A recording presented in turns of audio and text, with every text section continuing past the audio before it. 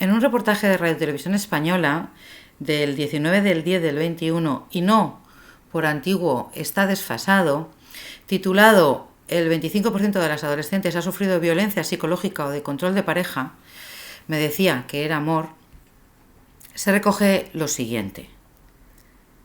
Ciertamente, siempre se asociaba la violencia como algo propio de adultos, la madre con los hijos, y no me imaginaba que pudiera también darse entre adolescentes, en personas como yo, dice Carla, una joven que empezó a sufrirla cuando tenía 13 años y a la que le costó mucho tiempo reconocerse como víctima. También Alba vivió una experiencia similar con su pareja cuando tenía 15 años. Mi relación siempre estuvo marcada por el maltrato psicológico, sobre todo amenazas. Me decía que era por amor, porque él me protegía. Ambos testimonios han estado presentes este martes en la presentación No es amor, es el último informe de la ONG Save the Children que analiza las políticas, estudios y datos existentes en España sobre violencia de género entre adolescentes y alerta de las graves consecuencias de la violencia psicológica y del control que sufren 1 de cada 4 adolescentes de 16 a 17 años, según los datos recogidos por la macroencuesta de violencia de género del Ministerio de Igualdad de 2019. Nos preocupa y mucho que casi el 25% de las adolescentes, 24,9%, reconozca que ha sufrido violencia psicológica o de control, y si cabe todavía nos preocupa más el negacionismo que existe entre los adolescentes respecto a la violencia machista, ha señalado Andrés Conde, director general de la ONG. Yo no me sentía ninguna víctima de nada. Estos son palabras textuales. La violencia psicológica y de control, por tanto, es la que sufren con más frecuencia los adolescentes. Sus parejas les dicen que pueden o no pueden hacer, controlan sus horarios, impiden que vean amigos o familiares y deciden cómo tienen que vestirse. Además, es muy frecuente que el control se ejerza a través de las redes sociales. Yo nunca me sentí una víctima de violencia de género, primero porque no sabía realmente lo que era.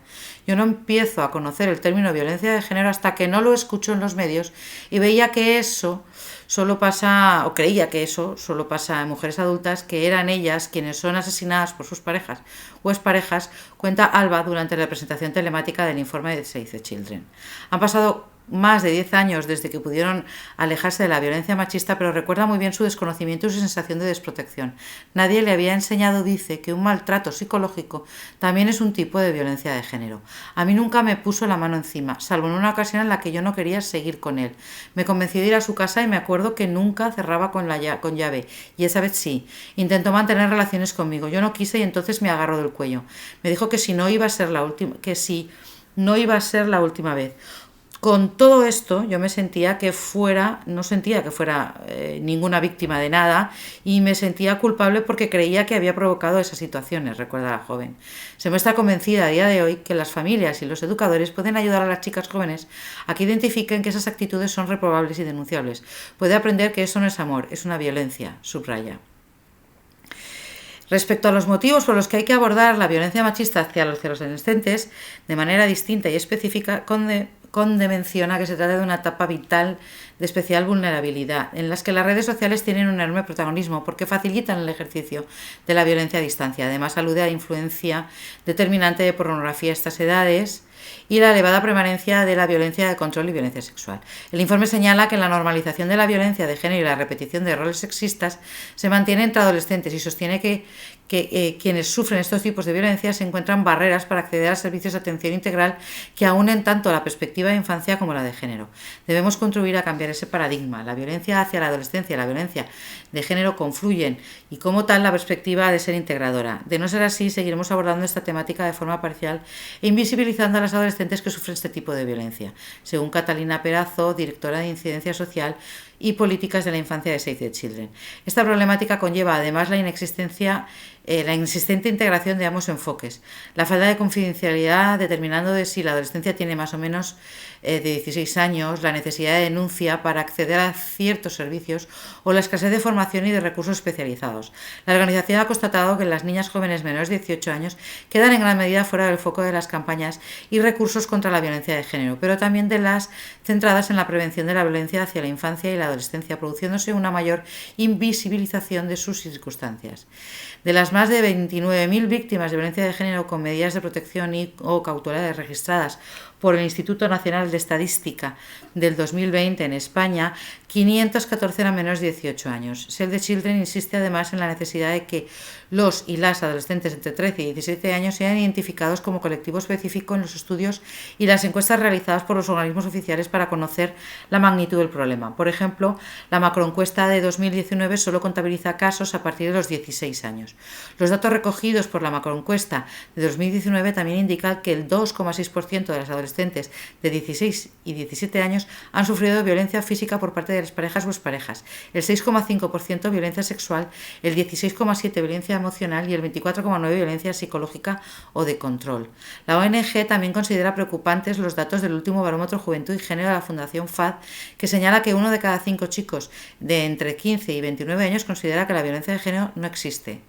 Si bien hemos avanzado mucho a lo largo de los años, vemos que todavía queda mucho por construir y es una tarea más compleja cuando se cruza la violencia contra la infancia y el género. El negacionismo de la violencia de género se ha extendido tomando su mayor protagonismo. Si negamos las causas que provocan la violencia, se volverá mucho más difícil luchar contra ella, insiste Perazo. Asimismo, Save the Children considera vital la prevención de la violencia de género en edades tempranas para evitar situaciones de violencia tanto durante la adolescencia como en la edad adulta. Trabajar con los y las adolescentes es fundamental para que dejen de normalizar roles y relaciones que perpetúan la desigualdad y violencia, que consideren deseable y beneficiosa la igualdad de género. Save the Children pide que esa problemática se aborde desde las actuales herramientas legales con las que se cuenta, teniendo como principal la Ley Orgánica de Protección Integral a la Infancia y la Adolescencia frente a la violencia aprobada este año, para que esto ocurra. Estamos hablando del 2019. La organización pide una dotación presupuestaria mayor que la reflejada en el actual proyecto de ley de presupuestos generales del Estado. Y sigue haciendo comentarios al respecto de qué legislación sería la ideal. Como padres, como madres, independientemente de que podamos generar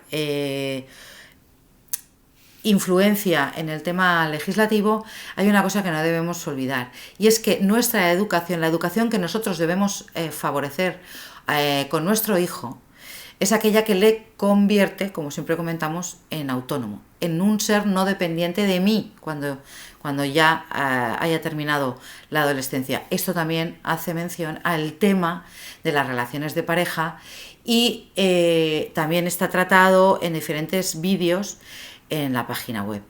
En este artículo se comenta también cuestiones como los mitos del amor romántico, el amor todo lo puede, nuevas masculinidades que luchen contra la masculinidad tóxica de la que se habla últimamente mucho y educar en la igualdad.